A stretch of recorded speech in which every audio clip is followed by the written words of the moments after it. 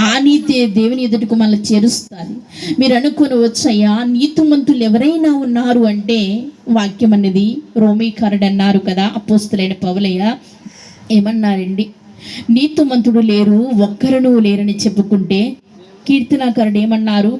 నీతిమంతులు ఉన్నారు, వారి ఖర్జూర వృక్షము వలె మ్రొవ్వు వేస్తారు. దేవునికి స్తోత్రం. ఎవరు నీతిమంతులు కాదండి, ఎవరున్నారండి లోకములని మీరు అంటున్నారా? లేదండి, అలా అనొద్దు.